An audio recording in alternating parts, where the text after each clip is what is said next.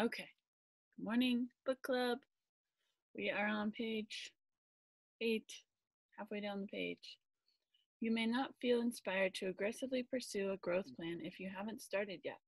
If that's the case, please trust me when I say that the reasons to keep growing far outweigh the reasons to start growing.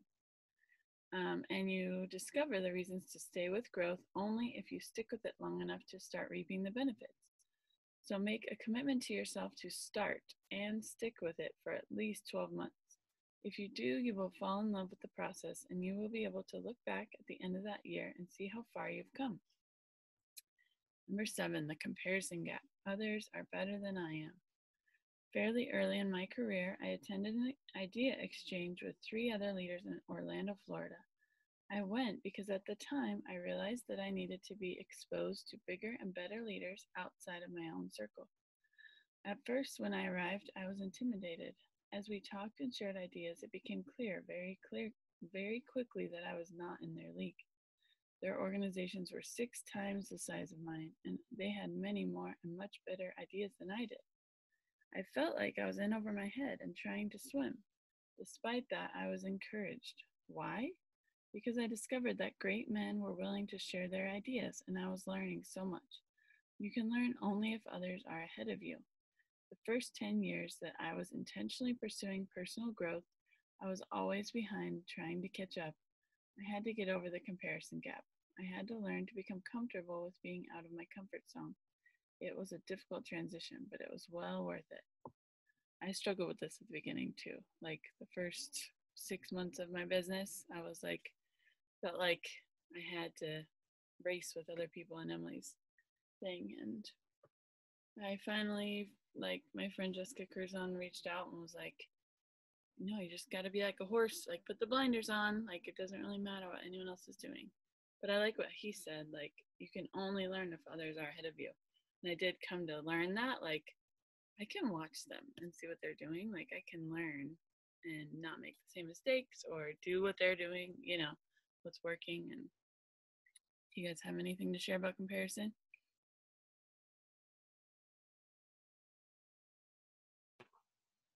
I think especially on our team, it can be hard on our bigger team because Brooke and Emily are they ranked up so fast. And so they're examples of moving so quickly. But I was a little bit concerned about that. Like, I can't keep up. Mm-hmm. There's no way I could keep up. That's just, I knew from the beginning, like, that's not me. Yeah. I can't do those things. But they're so welcoming and ready to love you where you are, that once you get to know them, you realize there's no comparison. Yeah.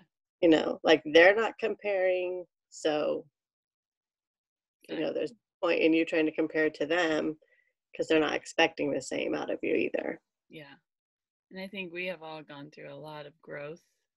So I feel like we've moved past the comparison, but I think we have to watch that with like new workers, Sometimes Yeah, because it can be intimidating when they learn other people's stories. Yeah, for sure. It's a hard one. Yep. All right. Okay, I think we're at the expectation gap. Yeah, I think I finished that. I think so. Okay, I thought it would be easier than this. I don't know any successful person who thinks growth comes quickly and climbing to the top is easy. It just doesn't happen. People create their own luck. Now, here's the formula. Preparation, which is growth, plus attitude, plus opportunity, plus action, doing something about it, equals luck. It all starts with preparation. Unfortunately, that takes time. But here's the best news. As Jim Rohn said, you cannot change your destination overnight, but you can change your direction overnight. If you want to reach your goals and fulfill your potential, become intentional about personal growth.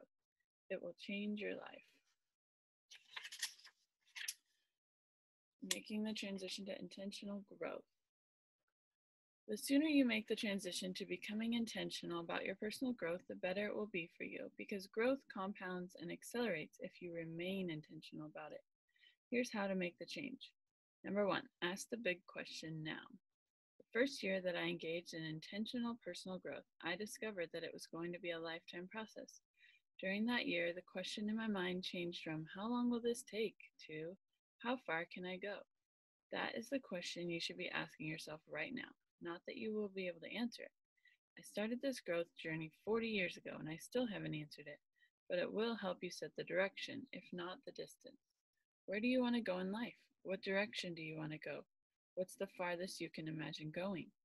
Answering those questions will get you started on the personal growth journey. The best you can hope to do in life is to make the most out of whatever you've been given. You do that by investing in yourself, making yourself the best you can be. The more you've got to work with, the greater your potential and the farther you should try to go. As my dad used to say to me repeatedly when I was a kid, to whomever much is given, much shall be required. Give growing your best so you can become your best. Shannon, do you want to read? Do you have the book? I can't remember if you said you got it. Yeah? Okay. Thank you. I'm still reading online, but that's okay. All right, number 2, do it now. In 1974, I attended a seminar at the University of Dayton where W. Clement Stone spoke on the subject of having a sense of urgency. Stone was a business tycoon who had made his fortune in insurance. His session was titled, Do It Now, and one of the things he told us was this: before you get out of bed every morning, say, do it now 50 times. At the end of the day, before you go to sleep, the last thing you should do is say, do it now 50 times. I'm guessing there were about 8,000 people in the audience that day, but it felt like he was talking to me personally. I went home, and for the next 6 months, I actually followed his advice. The first thing every morning and the last thing before I went to sleep, I repeated the words, do it now. It gave me a tremendous sense of urgency. The greatest danger you face in this moment is the idea that you will make intentional growth a priority later. Don't fall into that trap. Recently, I read an article by Jennifer Reed in Success. She wrote, can there be a more insidious word? Later, as in, I'll do it later. Or later, I'll have time to write that book that's been on my mind for the last 5 years. Or I know I need to straighten out my finances, I'll do it later. Later is one of those dream killers, one of the countless obstacles we put up to derail our chances of success. The diet that starts tomorrow, the job hunt that happens eventually, the pursuit of the life dream that begins someday, combine with our other self-imposed roadblocks and lock us on autopilot. Why do we do this to ourselves anyway? Why don't we take action now? Let's face it, the familiar is easy. The uncharted path is lined with uncertainties. It's like Mel Robbins, right? 5, 4, 3, 2, 1. I feel like that's totally the same thing that helps with this. Yes.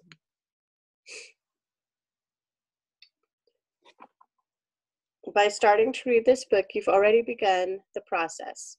Don't stop there. Keep taking more steps. Pick a resource that will help you grow and begin learning from it today. Face the fear factor. I recently read an article on the fears that keep people from being successful. The following 5 factors came into play: fear of failure, fear of trading security for the unknown, fear of being overextended financially, fear of what others will say or think, fear that success will alienate peers. Which of those fears most impacts you? For me, it was the last one, alienating my peers. By nature, I'm a people pleaser, and I wanted everyone to like me. But it really doesn't matter which fear affects you the most. We all have fears. But here's the good news, we also have faith. The question you have to ask yourself is, which emotion will I allow to be stronger? Your answer is important because the stronger emotion wins. I want to encourage you to feed your faith and starve your fear. Okay. Timer. I love that, though. I love the encourage you to feed your faith and starve your fear. Some good quotes in there.